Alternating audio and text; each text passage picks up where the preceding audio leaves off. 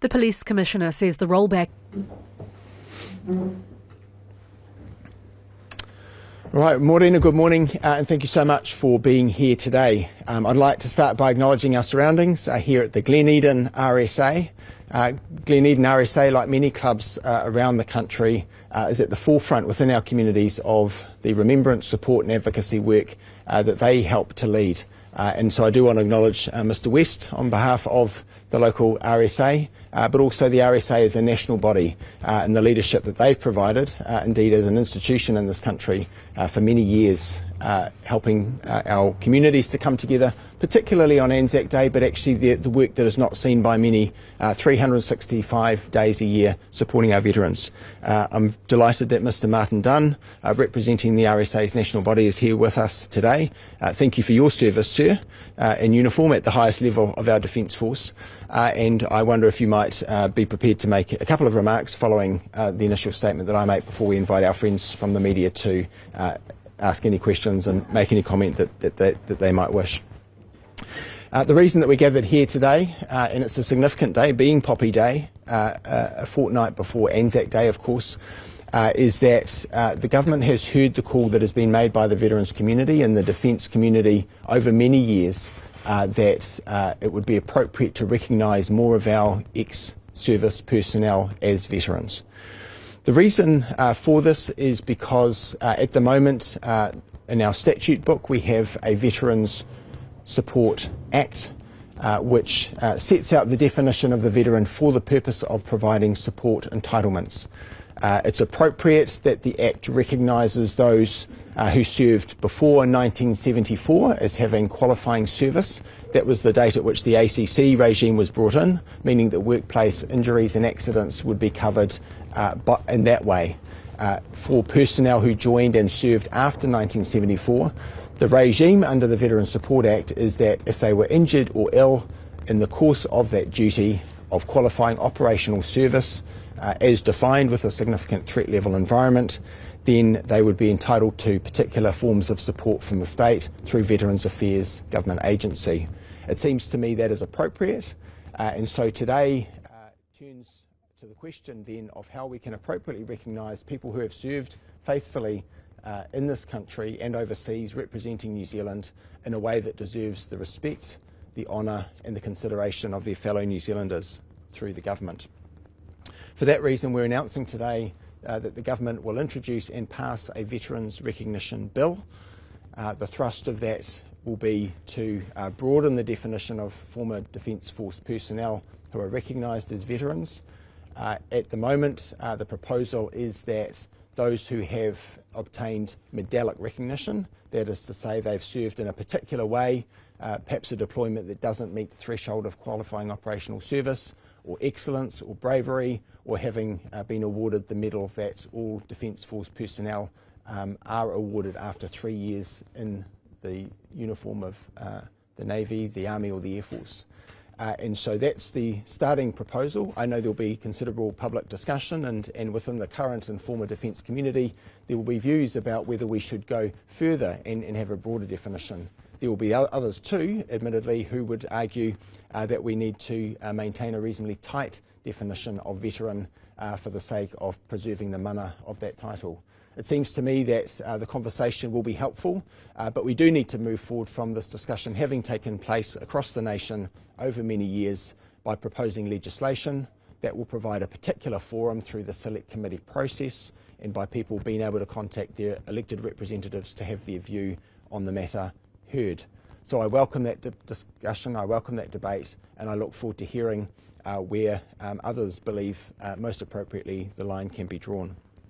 The other feature of the legislation will be to establish in black and white, in the law of our land, a covenant relationship between the Government of New Zealand on behalf of its people and those who have served in our defence forces. The idea of a covenant, sometimes referred to as a kawanata, was subject of public consultation a few years ago. I'd like to acknowledge former Minister of Veterans as well as Defence at that time, Mr Ron Mark. The Honourable Ron Mark led that discussion as the Minister at the time and had his Veterans Advisory Board, ably led by Mr Leith Comer, and facilitated that discussion in which there was overwhelming public support for the idea of such a covenant being established.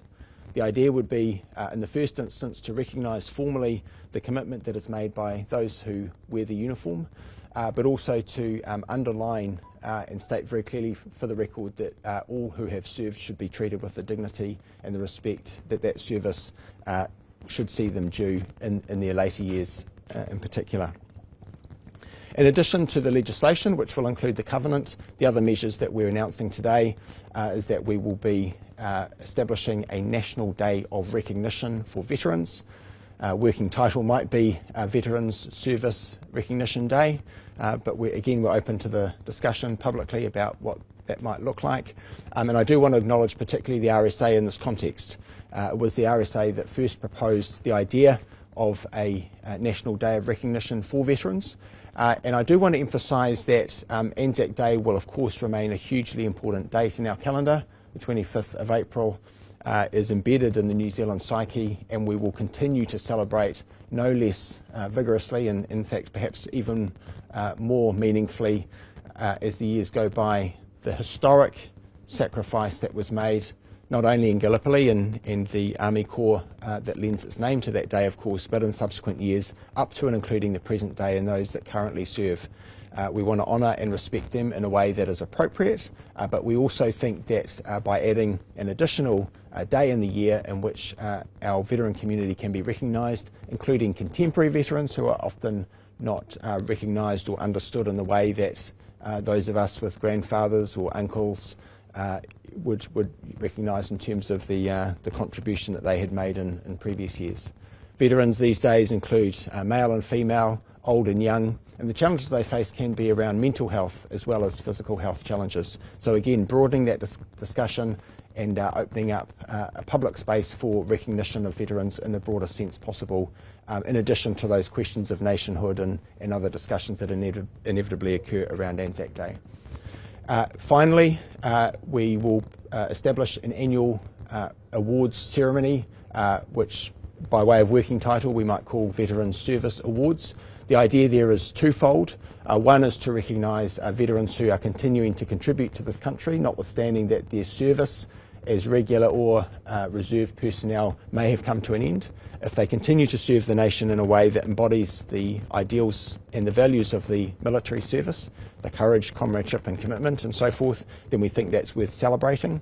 But we also want to shine a light on a lot of good work that's been done by individuals and organisations, many good NGOs across this country, in addition to and working with government agencies who help veterans in many ways that we think could be recognised by way of an awards ceremony, and to enable that to take place, probably in conjunction with the National Day of Recognition for Veterans, we think is appropriate. So we're really looking forward to public feedback and certainly working closely in conjunction with the RSA, the Veterans Advisory Board, and of course the great groups out there that are already doing great work to remember, support and advocate for our veterans. So with that, I'll conclude my opening remarks. I'll look forward to any questions or comments that we may have from our friends in the media, who we appreciate being here today. But first I'll pass to Mr. Martin Dunn, who represents the RSA today, but who has a considerable record of service in uniform himself up to the very highest level, so I thank him for that. Martin, please. Well, thank you very much, Minister, for really is probably absolutely star-studded delivery of initiatives for veterans. Many of the things that the Minister, in fact all the things the Minister has highlighted today have been kept very tight, and in fact for me it's the first time that I've heard them. But it is, I should point out, it does bring us into line with many of the other countries in the world. There will be, when veterans hear and see this presentation today and the implications of it, they cannot but congratulate yourself and the government for initiating these measures. Firstly, the thing that has always been a problem for many of us is the definition of a veteran, and that will be worked out and resolved in a way that is going to acknowledge those who have served, not just those who have medalic recognition. The Act, of course, as the Minister has said, will, in my interpretation, become more inclusive to cover people who have served, where at the moment the difficulties of trying to navigate your way through, if you're not a pre-74, which fortunately I am, but for those who are not, then have the problem of trying to glean how they can get support from government agencies who do not understand what often a veteran has been through. A day of recognition has been close to my heart, where I've always thought that we should recognise those who have served. We are very good at remembering and commemorating the dead. We are not so good at commemorating those who serve and those who serve today and those who have served who still live amongst us. And finally, the annual awards ceremony, yet again, really the fourth string to your bow, is something that is going to be well received by the veteran community and those that are working in the veteran community for what they do. So, Minister, on behalf of certainly the RSA, I'm sure that I can speak with an open heart to say thank you for these initiatives. They will be indeed well received. Thank you. Thank you very much. Really appreciate that. Great, and thank you very much, Mr. Dano. It's very meaningful to have someone of your mana and representing, of course, the RSA with its long history of remembrance, support and advocacy, to use the tagline that connects well to that acronym RSA in support of the measures. So with that, I thank you again, and if there are any comments or questions that our friends may have, then we'd be very happy to engage in that now.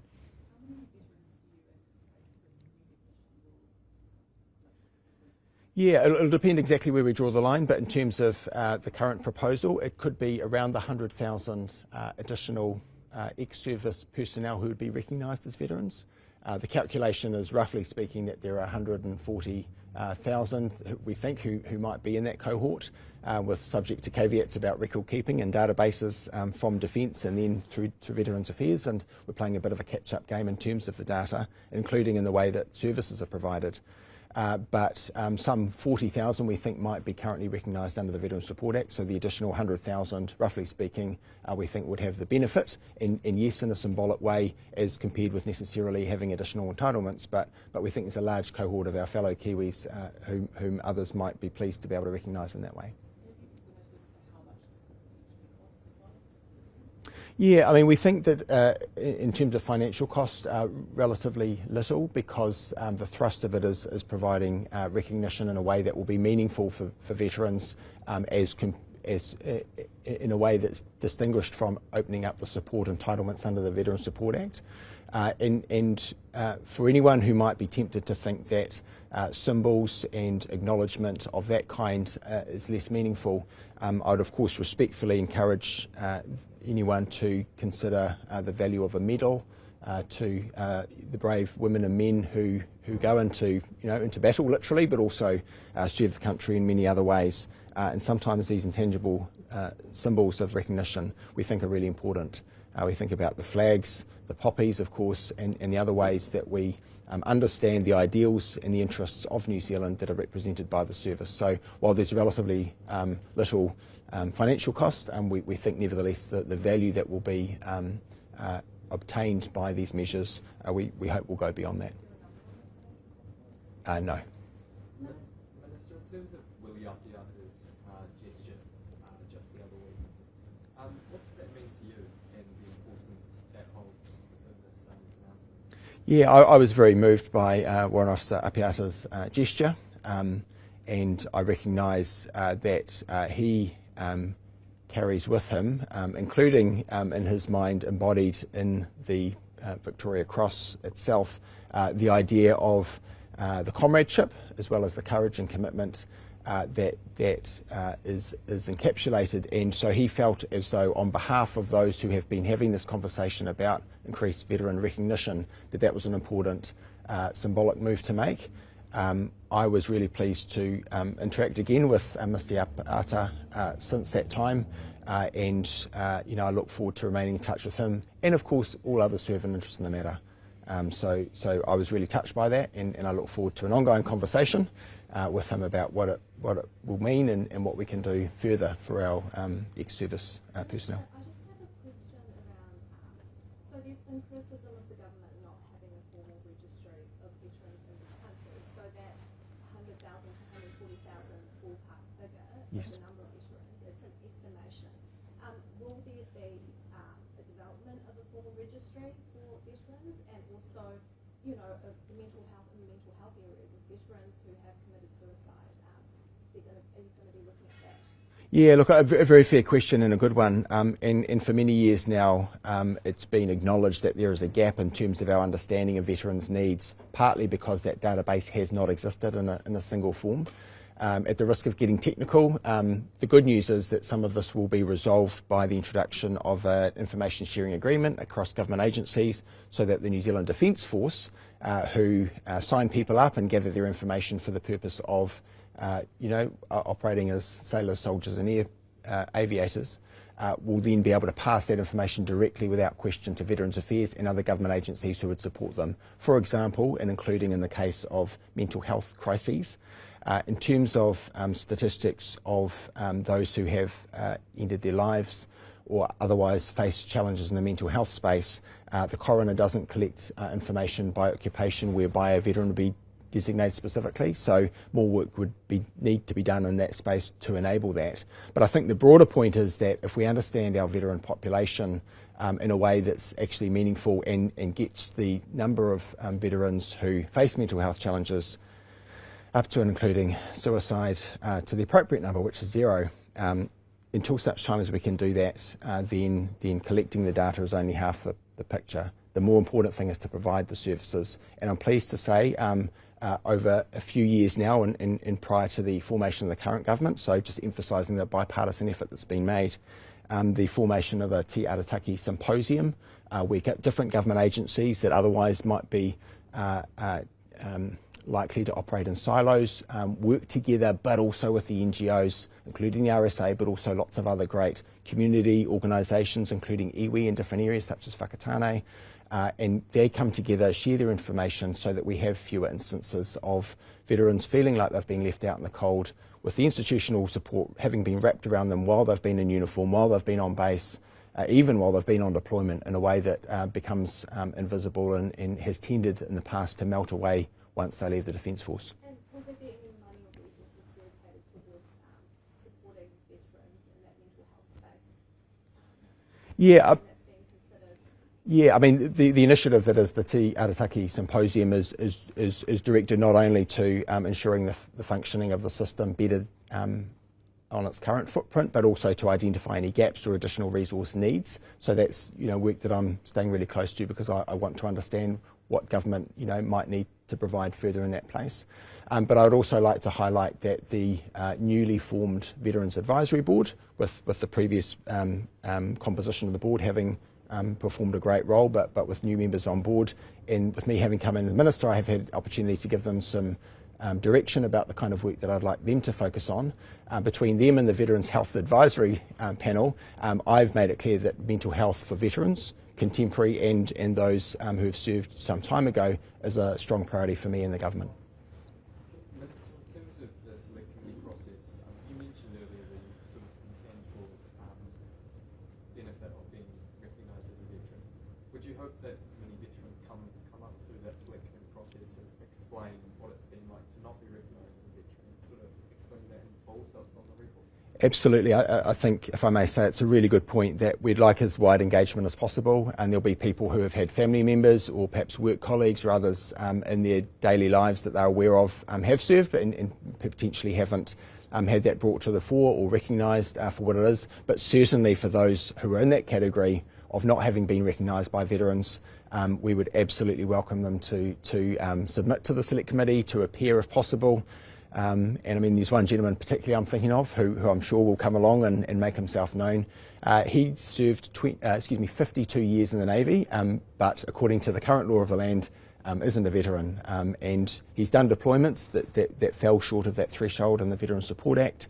And it seems to him, I know, and it seems to me as well, that he's right when he says that that's wrong that he would like righted, and I welcome his and anyone else's participation in that space. In terms of your engagement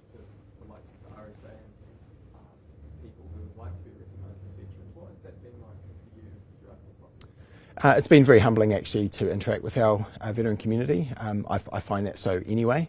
In terms of those who have reason to feel as though they've not been valued or recognised, that's been particularly humbling and actually, frankly, quite challenging as a government minister and as an elected representative, knowing that there are people within my own electorate and with Whenuapai air base down the road, it's inevitable that there'll be many living in the area, but all across New Zealand, again, brave women and men who have put themselves forward, generously continue to serve the community often in many ways, and frankly it's been humbling to have the privilege of interacting with them, and if we can do some small thing as a government for them, then we'll be honoured to do so. What consideration was there given to changing existing entitlements and making this look as justice? Yeah, I mean, it's a very good question.